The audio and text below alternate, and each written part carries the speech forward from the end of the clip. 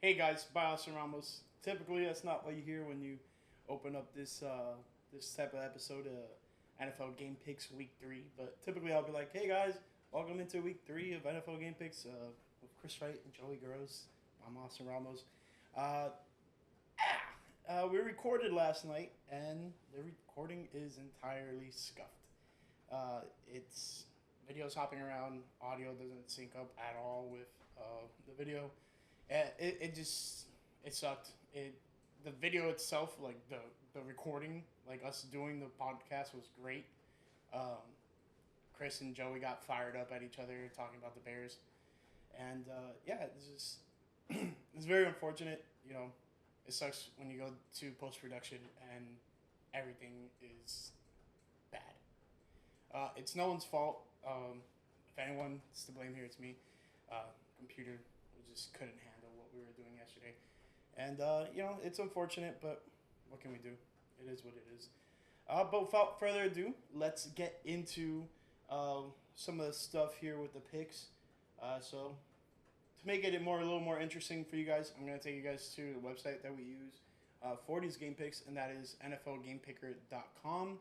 And you can see here I'm at 20-12, and we're gonna see now with the leaderboard. You're gonna see what's going on here with that. So on top, we still got Steve. The 15-1 week really boosted up his help here, but you only have the 2-game lead on the rest of the field right now. He went 8-8 last week, so now he's 23-9, still in single digits in terms of losses. Meanwhile, everyone else has surpassed that double-digit threshold. But yeah, we got Edwin, Jeremiah, Peter, and Ray all in second place with 21-11 record. And then we have myself here in third place with an 8-8 record last week. That was kind of like the telltale sign that we don't exactly know what's going on in the NFL this season right now. A lot of people went in this threshold: 8-8, 7-9, 9-7. If you were one of the lucky few to get 9-7, because no one else really surpassed 9-7 this past week except for big old Matty Ice. But we'll get to that in a second. But yeah, I'm 20-12. I'm in a, I want to say, 4-way tie with myself, DJ Gamble, Jillian, and Hecty. And then in fourth, we have Joey, Christopher, Matt, Sean, all tied. Christopher having one of the worst weeks, 6-10, and then Joey having a pretty good week, 9-7. They are all at 19-13. So not so bad. Those are the standings after week 2. Now, typically we always do like a recap for what happened in week 3. I'm not really going to talk too much about Dolphins. You guys can check out the rest of the stuff on my page about the Dolphins. But in terms of what Chris and Joey talked about, the Packers and the Bears, basically Joey was enthused by Malik Willis's performance, and there is news that Jordan Love has returned to practice. He is a limited participant in practice, so his return is imminent, but the verdict is still out on whether or not he's going to return this week. In terms of the Bears, Chris was not too enthused with the Bears' overall performance on Sunday Night Football, and deservedly so, because they could have won that game should the offense had played better. And that was a big conversation. It was just like the offense is just not there yet. Yes, there's injuries. Yes, there's growing rookie pain. So those are some of the things that we discussed when we talked about the Bears. But yeah, without further ado, I'm going to take us into this first game, and I'm going to take us through every single game. This is how we roll here. All right, I'm going to zoom in a bit so we can just hone in on a single game at a time. I'm going to make this quick, so hopefully my computer doesn't overheat again. But we have, first and foremost, the New England Patriots at the New York Jets for Thursday Night Football. You guys can already see here, I went with the Jets. I just think, they're the better team at this moment. It's surprising Patriots have gone 1-1 right now. They could have been 2-0 should they have won in OT against the Seattle Seahawks.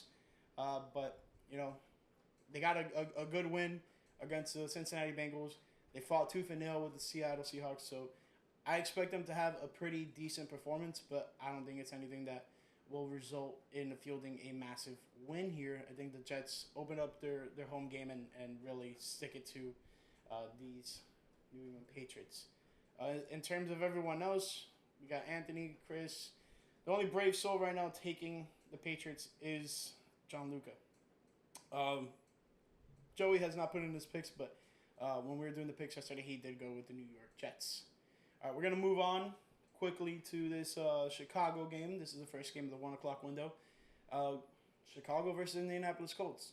Chris is not really enthused with the offense, but I think they get a much needed win here and a straight up win. I think they have a pretty decent offensive performance against this shaky Indianapolis Colts defense. But Indy being 0-2, tough start for them. They did face the Texans. They did face the Packers, but that was without Jordan Love. Anthony Richardson had arguably his worst game so far of his short career. But you can say the same thing for Caleb Williams last week against the Texans as well. So, yeah, it's a tough spot for them there. We got some picks in here. So you can see who's going with the Bears, who's going with the Indianapolis Colts. I'm sorry for all of you guys who are just straight up listening to the audio. But Joey said he is going to go with the Indianapolis Colts, so that's interesting there. We're going to keep moving down. Up next, we have the Denver Broncos at the Tampa Bay Buccaneers. Broncos starting Bo Nix. He's not looking awful, but he's not looking good either. None of the rookie quarterbacks are looking outstanding. Jaden Daniels is being able to move the ball down the field. I would say that's like the only rookie that's having so much success at the quarterback position right now. But even then, none of these rookie quarterbacks have thrown a touchdown to a receiver. They have Bo Nix and Jaden Daniels have both ran in one, and Caleb Williams had ran in one, but it got called back. But aside from that, they haven't thrown a touchdown pass. And it's week 3. I'm not saying the clock is ticking, but there needs to be some point of emphasis that they need to get their offenses going, and they need to lead this with handle and care and just get the ball in the end zone. As far as Tampa Bay goes, 2-0, got a big win against the Detroit Lions. Is it a little bit of luck? Is it a little bit of, like they played really well? Listen, Baker Mayfield was getting sacked almost every single play by Aiden Hutchinson. Should they have not like adjusted the game plan or just worked around the whole Aiden Hutchinson is literally a man on fire right now, then they don't win that game. So later in the second half they were able to slow Aiden Hutchinson down and not let him sack Baker Mayfield so much. But aside from that, we'll talk about the Lions when we get to the Lions. But they put themselves in position to win, and now they're 2-0, and they're one of the top 2 teams in their division and in the NFC in general speaking. I think they continue on and get a win here and improve to 3-0. Everyone's on board with the Bucks. Joey picked the Bucks as well. You're not seeing his pick there. Speaking of Joey, he got his Green Bay Packers heading on to Tennessee to face the Titans. I'm going with the Green Bay Packers. Everyone's going with the Green Bay Packers. I think Chris went with the Green Bay Packers, and he was thinking it was like reverse psychology. And then Joey obviously is going to go with the Green Bay Packers. Malik Willis didn't look bad against the Colts last week. And, he did exactly what they needed for him to do for them to win. So moving forward, as long as he's the starting quarterback, I think they're going to keep on having a similar type of game plan. And the Titans, just mistake after mistake.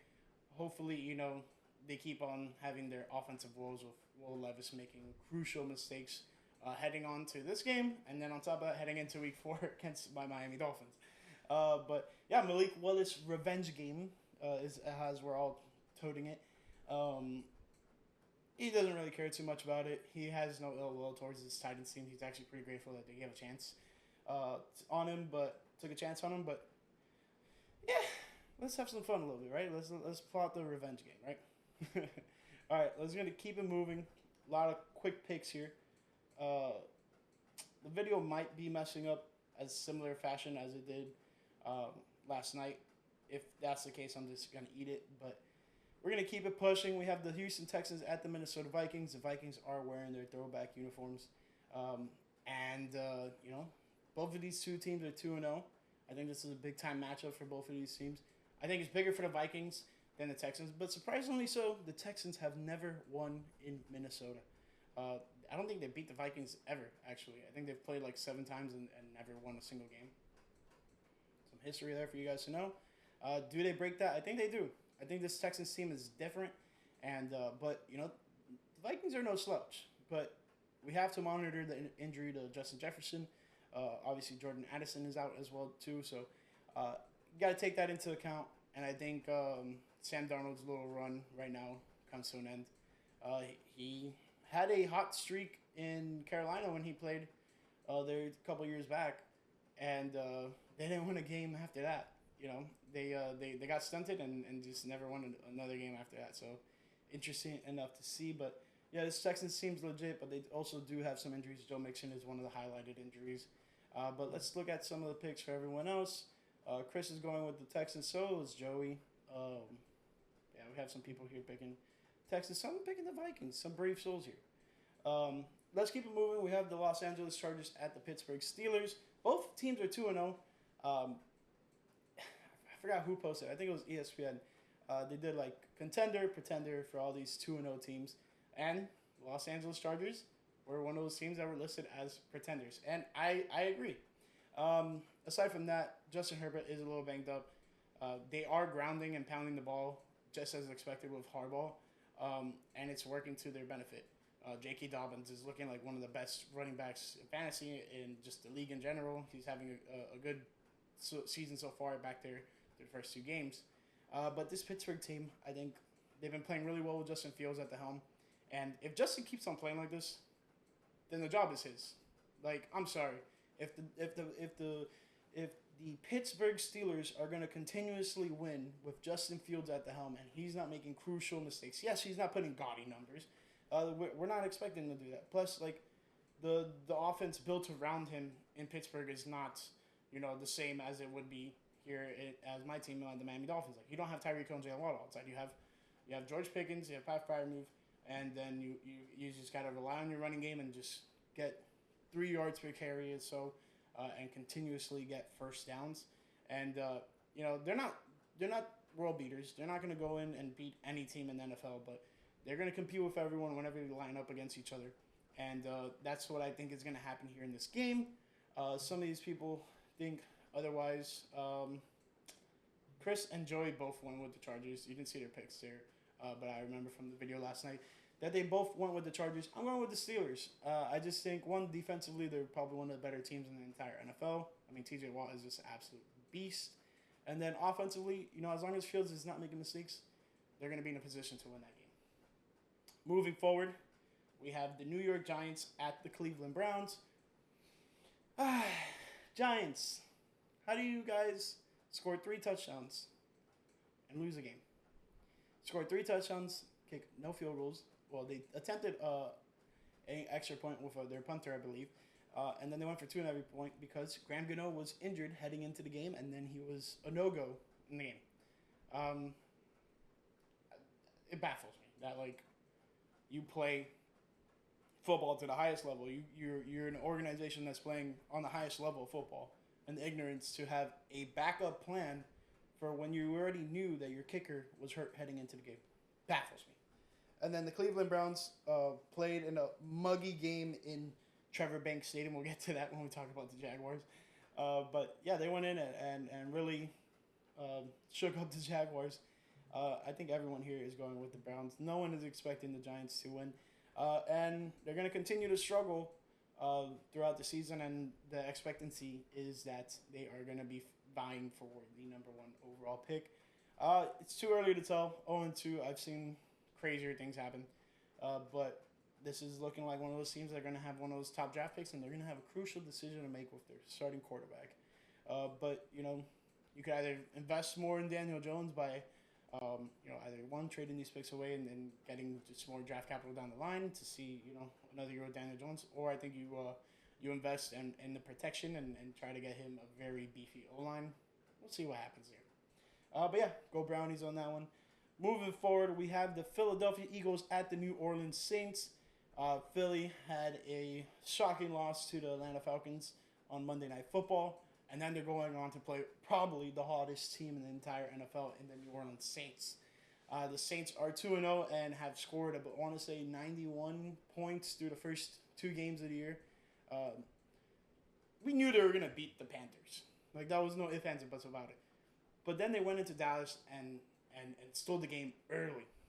Completely early. Like, Alvin Kamara, I felt like every time he touched the ball, he was getting in the end zone. Derek Carr just being mad efficient passing.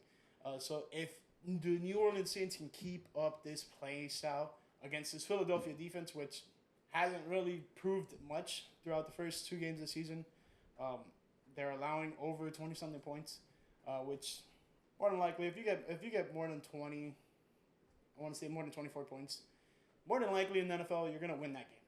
And the Saints are doing that. They're doubling on that almost. And then the Philadelphia Eagles are allowing that. So this is just a recipe for disaster for Philadelphia should their play continue.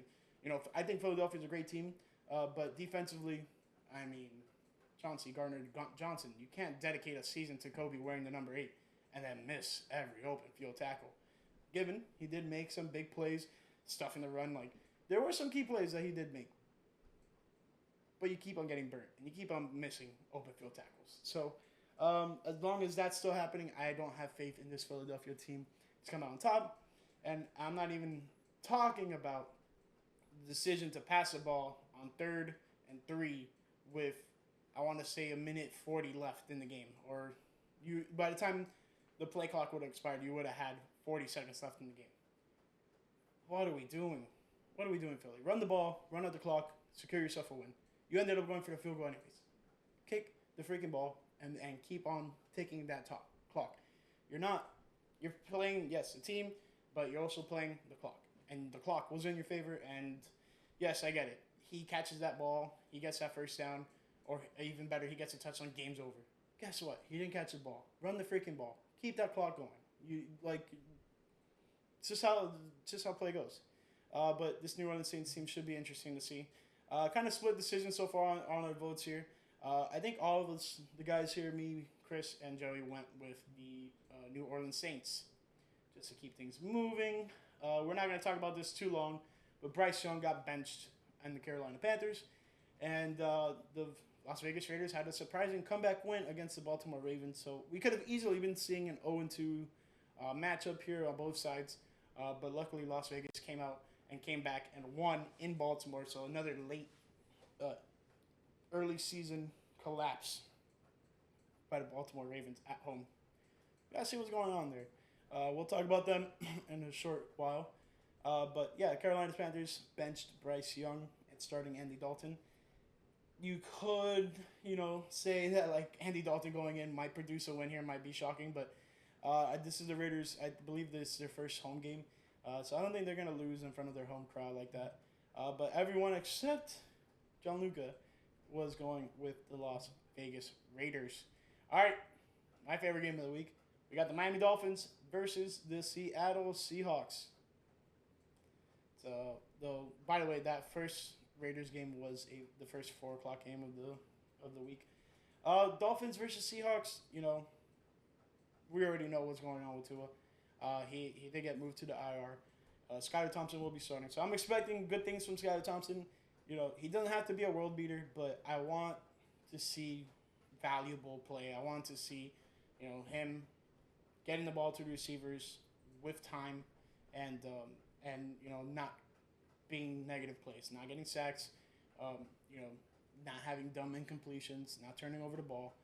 Just be efficient, similarly enough to how Malik Willis approached that Indianapolis Colts game, and I think the Miami Dolphins can get a win here. But it's a far-fetched cry for reality because Seahawks are 2-0. They're playing in Seattle, home of the 12th man. It's a very hard environment to play in. Seahawks are looking all right. They did have that overtime win against the Patriots last week. It was an interesting game. I saw a little bit of it, but just wasn't crazy about it. Chris and Joey both went with the Seahawks. Gianluca is being a little bit of a homer, taking the Dolphins here with me. But we also have Ray and Sean. So shout out to those guys, being on the Dolphins side. It's possible. Now, will it happen? I'm not too sure. We just have to wait and see.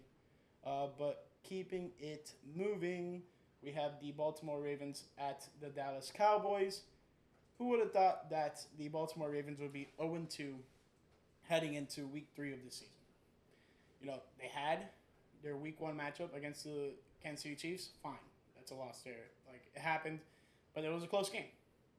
Then they lose their home opener against the Las Vegas Raiders. Now, that's a little bit of far-fetched for me. That's a little bit unpredictable. You wouldn't have expected that. But you can't start the season 0-3. Your division, luckily, aside from the Pittsburgh Steelers, all have had losers so far. So I think getting a win here is very much needed for the Baltimore Ravens. It's more desperation for the Baltimore Ravens right now than the Dallas Cowboys. You got stunned at home last week against the New Orleans Saints. I get it for the Cowboys. But man, you have the reigning MVP heading into Dallas. He's going to put on a show in the Star. I'm sorry, Dallas Cowboy fans, but it's just the way the cookie crumbles. We got everyone rolling with the Ravens here, except for Chris's mom. I want to say Chris went with the Dallas Cowboys. I think Joey went with the Baltimore Ravens. But keeping it pushing, we have the Detroit Lions at the Arizona Cardinals. Both teams are 1-1. Both teams have defeated the Los Angeles Rams. But the Cardinals did it last week in dramatic fashion. Less dramatic fashion because since they blew them out, the Lions had a more dramatic win against the Lions in OT to start off the season. I'm going to go with the Lions. I don't think they shoot themselves in the foot as much as they have been. As of late, just generally speaking, when we've seen this Lions team play football, they've been continuously shooting themselves in the foot. But as of late, this season so far too, end of half, clock's ticking, you don't have any timeouts, you're going to spike the ball so you can either get another shot at the end zone because they were in the red zone, or you're going to get your field goal team out. Miscommunication, something happened there. The field goal team is coming out as they're trying to spike the ball. Too many men on the field. Less than 10 seconds left on the clock. There was a 10-second runoff. End of half. Unfortunate situation for the Detroit Lions there. I think those points really costed them. But later on in the game, they still had an opportunity to make something happen of it because they kept on going for it on fourth down and not doing it. If you would have just taken some of those points, could be a completely different game. But I think Dan Campbell has to get out of his own way sometimes. And, it's early enough that we can realize that. I get it, having trust and faith in your guys on fourth down to, make the plays and get the points and all this stuff. But stop making dumb decisions, man. Stop doing it. Take the points. Take the freaking points. As far as the Arizona Cardinals go, Kyler Murray's looking good. Marvin Harrison Jr. is looking legit.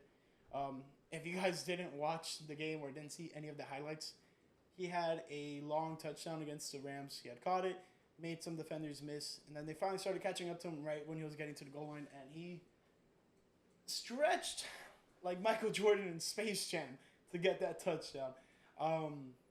Crazy play so far. Week 1, he didn't have a great week. I think he had 1 reception for 4 yards. The following week, he had 4 receptions for 2 touchdowns and over 100 yards. So phenomenal game for Marvin Harrison Jr. But I think this Detroit defense stifles that a bit, and they do get after Kyler Murray. So, give me the Lions here. We're going to be quick on this one. We had the San Francisco 49ers versus the Los Angeles Rams. San Fran, surprising loss in Minnesota last week. Rams, they're just getting plagued with injuries right now. But, every team is starting to deal with some injuries. I think it's early enough in the season that you can adapt your identity. There's other teams that, certain injuries happen. I think right now, Dolphins can either make or break their season with Tua going down. So, without Christian McCaffrey to start off the season, San Fran looked great. They had Jordan Mason run all over the Jets. And then what happens week 2, you go to Minnesota and you get stunned. You have mistake after mistake. They were just constantly just turnover, allowing big plays, stuff like that. So, interesting to see. I'm still going to go with the 49ers here. I just think without Cooper Kupp, this offense is less and less dynamic. You already are without Puka for the foreseeable future right now. So I think, taking Cooper Kupp out of that mix is just not very well for this Rams team. And we're kind of split here. But me and all the guys, Chris and Joey, we're all going with the 49ers. I think for that Detroit game, they were both going with the Cardinals. Um, Keeping it moving, we have Sunday Night Football. We have the Kansas City Chiefs at the Atlanta Falcons. Normal little Sunday Night Football action here. Primetime Kirk Cousins. Myth, who knows? I think he performed really well on Monday Night Football. Just flat out producing that game-winning drive was more than enough that I needed to see. I get it. He didn't have the most phenomenal game, but he fielded a win for his team. He was the one who drove them down the field very fast. Very, very fast. I looked down for 1 second. I looked back up, and they're damn near at the goal line. I'm like, what the hell is going on? Kirk Cousins, had a pretty decent game. And, I think Philadelphia, either you kick that field goal or you go and try to just extend that fourth down. I think if Philadelphia should have ran the ball, bleed out the clock, and then ran the ball again for another fourth down, they would have to drove the entire field. I think the Atlanta Falcons really took advantage of them kicking that field goal and then leaving so much time. Kansas City Chiefs, though, 2-0. 2-0, they keep on doing it. Everyone's going to go with the Kansas City Chiefs, except for Sean and myself. I'm going to go with the Atlanta Falcons. Isaiah Pacheco going down, I think that's a huge injury. Road game for the Chiefs. Yes, they still have Patrick Mahomes. Yes, they still have some of the receivers, but Hollywood Brown still isn't back yet there either. This Chiefs team inked out a win against the Cincinnati Bengals last week. Whether or not you want to say that the refs are on Mahomes' side or not, they won. It happens. It was a tough battle, and typically those marquee games end up going towards the home team. So let's go to the first of two Monday Night Football games. We have the Jacksonville Jaguars at the Buffalo Bills. Jacksonville, 0-2 start, not looking great. You have the Jacksonville Jaguars who named their stadium Trevor Bank Field. Guy stinks.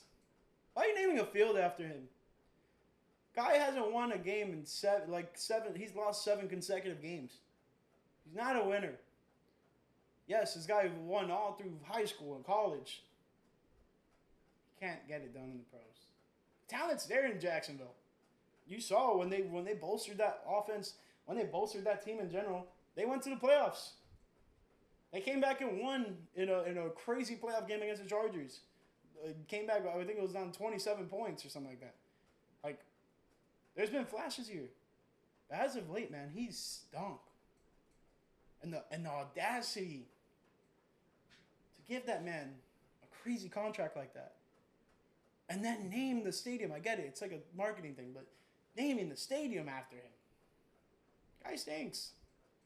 They're 0-2, and they're going to go down to 0-3. They're going to face this tough Buffalo Bills team, which I had the opportunity to see them kick my team's butt. So they're going to kick another Florida team's butt on Monday Night Football. The first of two Monday Night Football games, this kickoff is at 7:30. Listen, Jacksonville keeps on making mistakes, especially speaking just about Trevor Lawrence. He keeps on making mistakes. I get it. Sometimes the offensive line is not great, and you're getting sacked, and you're giving up a safety, whatever. You can't do that against this Buffalo Bills team. They're going to capitalize on it. They're very, just overall, as a cohesive unit, they are very experienced, and they're going to capitalize on a lot of those mistakes. So, yeah, give me Buffalo Bills here. I'm very upset with how Jacksonville has come out the gates. Yes, they did face the Dolphins week 1, so I'm glad they didn't win that game. But you should have won that game against the Cleveland Browns. I get it. It's a muggy day in Jacksonville. It's just raining the whole time. Win the game. Win the freaking game. And then last but not least, we have the last Monday Night Football game. Original start time, 8:15. We have the Washington Commanders, 1-1 at the 0-2 Cincinnati Bengals. Another year, another 0-2 start for this Cincinnati Bengals team. Makes things interesting in the AFC North as the Pittsburgh Steelers 2-0. I want the Browns 1-1. The favorites from the previous years, the Ravens and the Bengals, 0-2. I really hope the in-season Hard Knocks is going to be covering the AFC North. I really hope that they have the cameras rolling already to start off the season with these teams, because I really want to see what's going on in these locker rooms. Jamar Chase, gotta chill, bro. Gotta chill. Costing your team crucial yardage in a close game, in a playoff-like atmosphere in week 2. Gotta get the tempers down. Can't be doing that. Yeah, you could say they got cheated out of the win. Some penalties went against them and negated some big plays for them. Gotta get things situated. This is nothing new for Cincinnati. They've started 0-2 in the past and still have found a way to make it into the playoffs. But can't if you want to be a good team, you can't start off 0-2. You can't start off 0-2. It's just flat out how it is.